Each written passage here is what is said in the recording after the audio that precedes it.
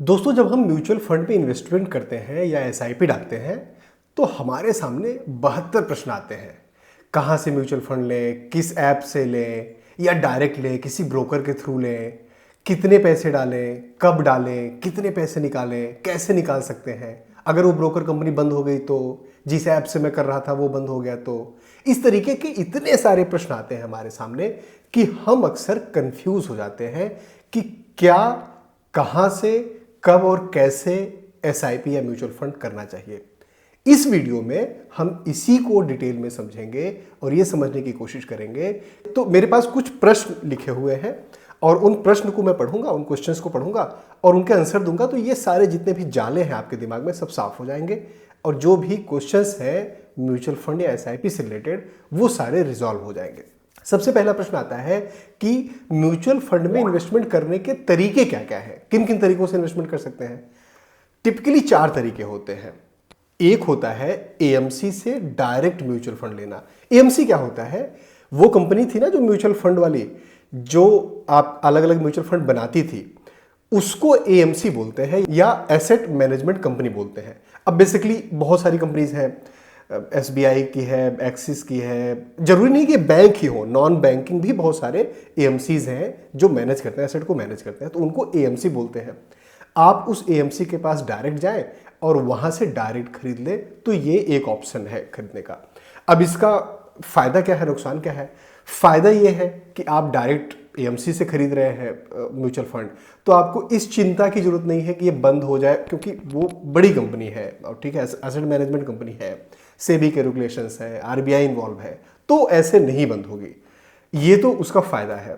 एक जो मेजर नुकसान मुझे समझ में आता है एएमसी से डायरेक्ट कोई भी म्यूचुअल फंड लेने में, वो मुझे ये समझ में आता है कि अगर मान लो आप एसबीआई का, जैसे एक एएमसी है एसबीआई, आप एसबीआई से लेंगे तो आपके पास केवल एसबीआई के ही म्यूचुअल फंड दिखेंगे, किसी और कंपनी के म्यूचुअल फंड नहीं दिखेंगे।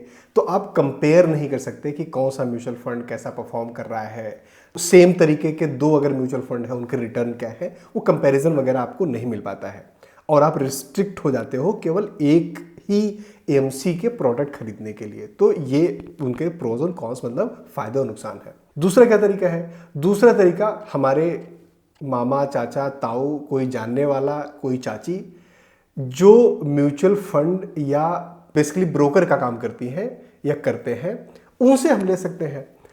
अब इसमें एक तो फायदा यह है कि आपको अगर उन पे ट्रस्ट है और अगर उनकी नीयत साफ है तो आपको अच्छा गाइड करते हैं कि कौन सा म्यूचुअल फंड आपको लेना चाहिए, किस तरीके से लेना चाहिए, और नॉर्मली आपको गाइडेंस के रूप में सही। और अगर मान लो कोई प्रॉब्लम आ गई बीच में तो आप उनको दोबारा पकड़ सकते हैं कि भाई साहब आपने इन्वेस्टमेंट कराया था, बताओ ये पैसे कहाँ गए, कैसे गए।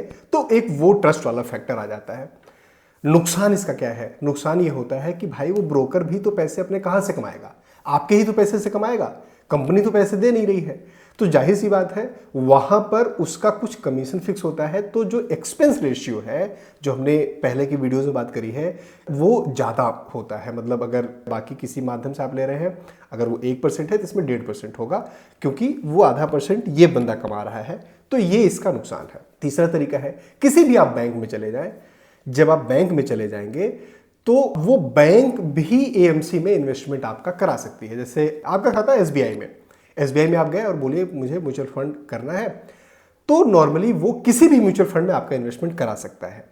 लेकिन यहां पर प्रॉब्लम होती है कि जो बैंक है, एसबीआई के बैंक में गए, वो नॉर्मली एसबीआई के ही म्यूचुअल फंड आपको पिच कर रहा होता है। हालांकि करा वो बाकी भी सकता है, लेकिन वो क्या करता है, नॉर्मली अपना प्रोडक्ट है, अपना फायदा है, तो वो करता है। चौथा तरीका है कि किसी भी ब्रोकर ऐप के थ्रू, ब्रोकर ऐप में जैसे ग्रो है, जीरोधा है, एंजल वन है, पेटीएम भी करता है, तो ये सारे एप्लीकेशन है और मतलब 15-20 अलग अलग ब्रोकर एप्लीकेशंस हैं जो करती हैं। फायदा क्या है इसका? अच्छा, बाय द वे, इसमें इन कंपनीज का मैं नाम ले रहा हूं केवल आपको एजुकेट करने के लिए, समझाने के पर्पज से। इसमें से किसी ने भी इस वीडियो को स्पॉन्सर नहीं किया है या उनका नाम लेने के लिए मुझे कोई पैसे नहीं दिए हैं। अब मान लो आप किसी ब्रोकर कंपनी के थ्रू जाते हो, और तो इसका फायदा एक ये होता है कि एक तो सब कुछ मोबाइल पे ऑनलाइन अवेलेबल होता है, तो ज़्यादा झंझट की ज़रूरत नहीं होती, मतलब इधर उधर भागने दौड़ने की ज़रूरत नहीं है। और फिजिकल डॉक्यूमेंटेशन करने की ज़रूरत नहीं है। ज़्यादातर ये आपका आधार, पैन और सब कुछ अपलोड करके वहीं से आपका खाता खोल देते हैं और आप कर सकते हैं।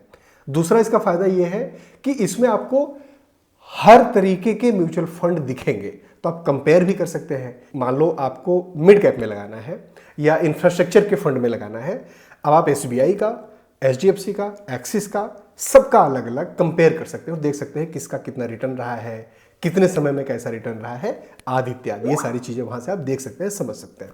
एक इसमें नुकसान ये है कि ब्रोकर फंड में कई बार ये ट्रस्ट इशू आता है कि अगर ये कंपनी बंद हो गई क्या, तो क्योंकि एएमसी तो है नहीं, तो यहाँ पर थोड़ा सा एक वो ट्रस्ट फैक्टर आता है।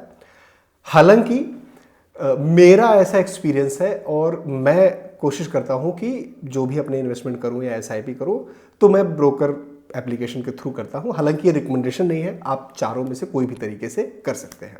अब अगर एक अगला प्रश्न आता है कि अगर मैं ब्रोकर ऐप से कर रहा हूँ या कर रही हूँ इन्वेस्टमेंट और ये एप्लीकेशन ही बंद हो गई, तो मान लो मैं ग्रो से अपने पैसे डाल रहा हूँ, ग्रो ही बंद हो गई, कल को कुछ भी हो गया, मतलब कोई भी रीजन हो गई, बहुत सारी कंपनीज बंद हो जाती हैं, ये बंद हो गई तो क्या? इसमें आपको ध्यान देने वाली बात क्या है कि जब आप अपना इन्वेस्टमेंट करते हैं तो मान लीजिए आपने एसबीआई का एक लार्ज कैप का एक फंड खरीदा हुआ है, तो उसका एक फोलियो नंबर मिलता है। जब आप करेंगे और आप अपने एप्लीकेशन में देखेंगे तो उसका एक फोलियो नंबर होगा, वो फोलियो नंबर आपको नोट करके रखना है।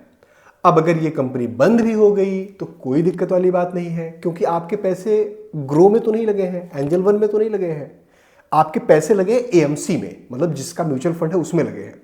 तो आप वो फोलियो नंबर से डायरेक्टली वहां पर जाकर ट्रैक कर सकते हैं कि आपके फंड का क्या स्टेटस है और आपका पैसा वो डूबता नहीं है, बचा रहता है। दूसरा इसमें एक और तरीका है कि आप कोई दूसरा एप्लीकेशन यूज करिए। फिर जैसे मान लीजिए एक एप्लीकेशन बंद हो गई तो दूसरी एप्लीकेशन में आप जाइए और उस फोलियो नंबर से आप इंपोर्ट भी कर सकते हैं। मतलब उस फोलियो नंबर से आप इंपोर्ट कर लेंगे तो वहां पर सारी डिटेल्स आ जाएगी, तो आप वहां से अगले बार से इन्वेस्टमेंट करना शुरू करिए।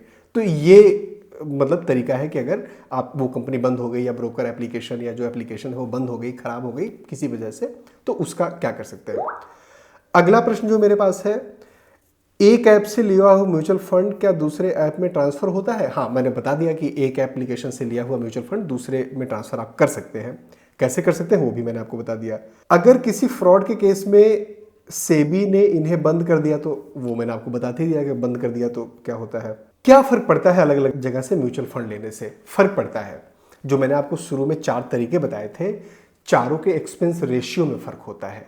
जैसे जो ब्रोकर के थ्रू आप लोगे, मतलब जो रेगुलर होते हैं, जो मतलब आप किसी जान पहचान के या किसी एजेंट के थ्रू ले रहे हैं, तो उसमें आपको ब्रोकरेज नॉर्मली ज़्यादा देना पड़ता है, एक्सपेंस रेशियो उसका ज़्यादा होता है। और डायरेक्ट आप कंपनी से लेते हैं, एएमसी से लेते हैं, उसमें भी ज़्यादातर केसेस में एक्सपेंस रेशियो ज़्यादा होता है। अब आपको ये लग रहा होगा कि वो डायरेक्ट कंपनी से ले रहा हूँ, डायरेक्ट एएमसी से ले रहा हूँ, तो एक्सपेंस रेशियो कम होना चाहिए। लेकिन उसमें क्या होता है कि ये जो एप्लीकेशन होती हैं ये उनसे नेगोशिएट करती हैं कि अगर आपका 2% का एक्सपेंस रेशियो है, मेरे थ्रू अगर कोई आएगा तो आपको 1% पे देना है, क्योंकि मैं आपको बहुत सारे कस्टमर दे रहा हूँ, 1-2 कस्टमर तो दे नहीं रहा हूँ। तो वहाँ पर नॉर्मली वो थोड़ा सा कम कर देते हैं एक्सपेंस रेशियो, तो आपके लिए वो बेटर रहता है।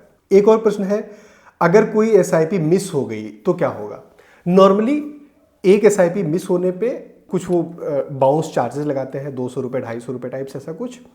और जहाँ तक मेरी अंडरस्टैंडिंग है, 1 या 2 बार अगर बाउंस हो गया तो आपका एसआईपी चलता रहेगा, आप अगली बार से पे कर दीजिए तो रेगुलर हो जाएगा। अगर 3 बार या 3 बार से ज़्यादा आपका मिस हो गया तो वो पॉज हो जाता है, वो जो एसआईपी आपका है वो पॉज हो जाएगा, फिर आपको दोबारा से उसको रिज्यूम करना पड़ेगा। और रिज्यूम का ऑप्शन उसी आपके एप्लीकेशन में होता है ज़्यादातर केसेस में। और अगर आप किसी दूसरे के थ्रू ले रहे हैं, जैसे एजेंट के थ्रू आपने लिया, तो एजेंट से बात करके आप उसको दोबारा रिज्यूम कर सकते हैं। बट एसआईपी कोशिश करना चाहिए कि मिस ना हो, क्योंकि आपके 200-250 रुपये भी जो बाउंस चार्जेस लगते हैं वो भी क्यों लगाने हैं। अब अगला प्रश्न है मेरे पास, महीने की किस तारीख को एसआईपी कटवाना चाहिए? किसी भी तारीख को कटवाइए, बहुत ज़्यादा कोई फर्क नहीं पड़ता है। कोशिश ये करनी चाहिए कि रेगुलर रहे उसी तारीख को। जैसे मतलब 1 तारीख को अगर आप पैसे कटा रहे हैं तो हर महीने 1 तारीख को ही कटता रहे, या 2 तारीख को या 10 तारीख को या 15 तारीख को कर रहे हैं तो हर महीने उसी तारीख को कटता रहे, आपके पैसे कटते रहे, तो नॉर्मली एवरेज आउट हो जाता है और अगर थोड़ा सा ऊपर नीचे भी मार्केट हो रहा है तो कोई बहुत ज़्यादा फर्क नहीं पड़ता है। अगर आप लमसम पैसे लगा रहे हैं तो लमसम पैसे लगाने के लिए आपको देखना है कि जब मार्केट थोड़ा सा नीचे हो या जब उस शेयर, उस म्यूचुअल फंड का प्राइस थोड़ा सा कम हो तो उस समय आप पैसे लगाइए। लेकिन एसआईपी के केस में ऐसा नहीं है। एसआईपी के केस में एक डेट पकड़ लीजिए हर महीने की, तो उसी डेट पर अगर आपके पैसे कटते रहेंगे तो नॉर्मली सही चलता है, मतलब एवरेज आउट अच्छा हो जाता है। अगला प्रश्न मेरे पास है, 10,000 पर मंथ इन्वेस्ट करना है तो एक म्यूचुअल फंड में क्या 5-5 करके 2 म्यूचुअल फंड में या 1,000 रुपए के 10 म्यूचुअल फंड में? डिपेंड करता है और आपकी मर्जी है। मतलब 10,000 रुपए अगर आप एक म्यूचुअल फंड में डालना चाहें तो वो भी कर सकते हैं, 5-5 में डालना चाहें तो वो भी कर सकते हैं, 1,000 रुपए करके डालना चाहें तो भी कर सकते हैं। बहुत ज़्यादा उससे मतलब टेक्निकली आप कर सकते हैं, कोई दिक्कत वाली बात नहीं है। मेरा सजेशन रहता है, या मैं जो करता हूँ, मैं नॉर्मली क्या करता हूँ, अगर 10,000 रुपये की मेरी एसआईपी जानी है तो मैं नॉर्मली 3 या 4 एसआईपी में, मतलब 3 या 4 म्यूचुअल फंड लेता हूँ और 3,000 रुपये, 4,000 रुपये, 2,500 रुपये, इस तरीके के रेशियो से, थोड़ा सा किसी ज़्यादा रिस्क में, थोड़ा सा कम रिस्क, थोड़ा सा और कम रिस्क, इस तरीके से मैं उसमें इन्वेस्टमेंट कर देता हूँ। तो मेरा एवरेज आउट वो रहता है। मेरी कोशिश रहती है किसी एक म्यूचुअल फंड में ना डाल के थोड़ा सा डाइवर्सिफाई म्यूचुअल फंड में भी किया जाए। इवन मान लीजिए मुझे हाई रिस्क करना है, मतलब स्मॉल कैप में ही करना है जिसमें हाई रिस्क है, रिटर्न अच्छा मिलता है, तो भी मैं 10,000 रुपये अगर मुझे डालने हैं तो मैं स्मॉल कैप के ही 4 अलग अलग म्यूचुअल फंड या 5 अलग अलग म्यूचुअल फंड लूंगा और 2-2 हज़ार रुपये सब में डालूंगा। ये मेरा तरीका है करने का। सबसे अच्छा एप्लीकेशन कौन सा है, ये एक प्रश्न है कि कौन सी एप्लीकेशन सबसे अच्छा है। तो ज़्यादातर एप्लीकेशन अच्छे हैं। आप देखिए कि आपको यूज़ करने में कौन सा एप्लीकेशन अच्छा लग रहा है। हालांकि जो 4 भारत की आज की डेट में जो 4 सबसे बड़े एप्लीकेशंस हैं, मतलब ब्रोकर्स हैं, उनमें से आप इन्वेस्टमेंट करें तो थोड़ा सा सेफ भी रहेगा, क्योंकि बड़ी कंपनीज हैं तो डूबने के चांसेस, खराब होने के चांसेस कम है। और ऐसा माना जाता है कि अगर बड़ी कंपनी है तो उसको अपने नाम का भी ज़्यादा ख्याल रहेगा, और नाम का जब ज़्यादा ख्याल रहेगा तो वो आपके फंड्स को अच्छे तरीके से मैनेज भी करेंगे। मतलब मैनेज तो वो नहीं करते, बट वो आपके फंड को डाइवर्सिफाई करने में और चीज़ों को सही करने में ज़्यादा एफर्ट लगाएंगे। कौन कौन से हैं भारत के 4 बड़े एप्लीकेशंस? तो आई थिंक आज की डेट में सबसे पहले नंबर पे है ग्रो, करीब 91 लाख के आसपास उसमें एक्टिव यूजर्स हैं। उसके बाद एंजल वन है, जीरोधा है, फिर शायद पेटीएम है। बट ये 3 आप पकड़ लीजिए कि मतलब एंजल वन, जीरोधा और ग्रो, इनमें से कोई भी एप्लीकेशन आप यूज करके मतलब उस पर आप इन्वेस्टमेंट कर सकते हैं। Best mutual fund for short term investing. दोस्त, मैं म्यूचुअल फंड के लिए शॉर्ट टर्म मतलब बहुत सजेस्ट नहीं करता। शॉर्ट टर्म के लिए क्योंकि आपको पैसे प्रोटेक्ट करने हैं, तो पैसे अगर आपको प्रोटेक्ट करने हैं तो आप कोशिश करिए कि मतलब किसी दूसरी स्कीम में लगाइए जहां पर पैसे गारंटीड है कि आपके नहीं डूबेंगे। क्योंकि म्यूचुअल फंड में कई बार ऐसा होता है कि 2 साल या 3 साल में पैसे बहुत ज़्यादा नहीं बढ़ते, तो जो एक्सपेक्टेड रिटर्न है आप शायद नहीं पाएंगे। और अगर आपको म्यूचुअल फंड से, एसआईपी से अच्छे पैसे बनाने हैं तो कम से कम 5 साल में तो आपको पॉजिटिव रिजल्ट मिलता ही मिलता है पास्ट डेटा के बेसिस पे। लेकिन अगर आप 10 साल 15 साल कर सकते हैं तो सबसे बेहतर है। ये लोग पूछते हैं कि यार 10 साल 15 साल तो बहुत लंबा समय है, मैं तो आप ऐसा करो ना, स्टार्ट कम से करो।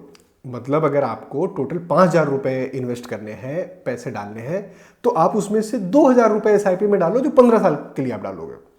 बाकी 3,000 रुपये अलग अलग चीज़ों में डालो। बाकी 3,000 रुपये में से 1,000 रुपये आपने गोल्ड में डाल दिया, 1,000 रुपये आपने कॉर्पोरेट बॉन्ड में डाल दिया और 1,000 रुपये आपने एफडी में डाल दिया। बट 2,000 रुपये वो आपने सोच के रखा कि ये 2,000 रुपये से मुझे वेल्थ बनानी है। देखो, आप ये पैसे डालते रहोगे ना, 5,000, 7,000, 10,000 रुपये, पैसे बनेंगे, ऐसा नहीं कि पैसे नहीं बनेंगे। लेकिन 5 साल में, 6 साल में इतने ही पैसे बनेंगे कि उससे आप वेल्थ नहीं क्रिएट कर पाएंगे। जो हम देखते हैं ना, इनका 5 करोड़ का पोर्टफोलियो हो गया, 8 करोड़ का पोर्टफोलियो हो गया, 10 करोड़ का पोर्टफोलियो हो गया, उसके लिए तो आपको लंबा समय देना ही पड़ेगा। मतलब 8 साल, 10 साल, 15 साल, 20 साल, 25 साल, जो कंपाउंडिंग का इफेक्ट आता है वो 5-7 साल के बाद तो स्टार्ट होता है बहुत अच्छे से काम करना। उसके बाद तो जितना पैसे डाल रहे हैं, 10,000 रुपये पैसे डाल रहे हैं, उसके बाद तो वो कंपाउंडिंग से उसका इंटरेस्ट ही 50,000 रुपये आ रहा है हर महीने, तो फिर आपके वो 60,000 रुपये बढ़ रहे हैं हर महीने। तो वो कंपाउंडिंग का इफेक्ट आपको लॉन्ग रन में ही बहुत अच्छा मिलता है। शॉर्ट टर्म में पॉजिटिव मिल सकता है, बहुत अच्छा मिलेगा गारंटी नहीं है, गारंटी तो खैर किसी चीज़ की नहीं है। कौन सा फंड इन्वेस्ट करना है? एक तो आप ये देखो कि एक्सपेंस रेशियो किसका कम है, वो आप फंड दो तीन पैरामीटर आपको पकड़ लेने हैं। एक पैरामीटर आप पकड़ लो कि एक्सपेंस रेशियो किसका कम है। दूसरा, उस फंड का परफॉर्मेंस कैसा रहा है। परफॉर्मेंस जब आप चेक करते हैं तो 3 ईयर, 5 ईयर और ऑल, ये तीनों कैटेगरी पे देखिए जो परफॉर्म। तो आपने एक म्यूचुअल फंड लिख लिया, फिर दूसरा, तीसरा, तो 4-5 ऐसे लिख लिए। उसमें से जो बेस्ट इन दोनों पैरामीटर पर आ रहा है, जिसका परफॉर्मेंस अच्छा हो और नाम भी, मतलब कंपनी का नाम भी हो, तीसरा जो एक्सपेंस रेशियो है वो कम हो, तो इन तीनों पैरामीटर पे बढ़ के आप देख सकते हैं कि कौन सा म्यूचुअल फंड आपके लिए होगा। इसके अलावा एक और तरीका है कि किस म्यूचुअल फंड में हमें पैसे डालने हैं ये डिसाइड करने का। वो तरीका है अपने गोल के हिसाब से। जैसे मान लीजिए मैंने कुछ गोल बनाए हुए हैं कि बच्चे का जब मुझे से फॉर एग्जांपल ग्रेजुएशन में या पोस्ट ग्रेजुएशन में या कहीं बाहर पढ़ने के लिए जा रहा है, उस टाइम पे पैसे चाहिए होंगे, तो ये मुझे 1 करोड़, 2 करोड़, 1.5 करोड़ इतना चाहिए होगा। तो उसके हिसाब से मैंने कुछ ऐसा गोल बना रखा है कि उसमें इतना रिस्क ले सकता हूँ मैं।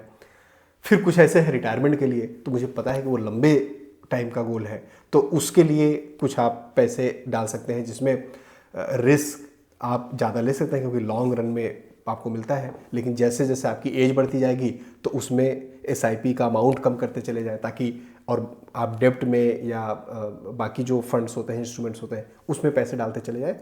तो इस तरीके से आप अपना एक मैनेज कर सकते हैं।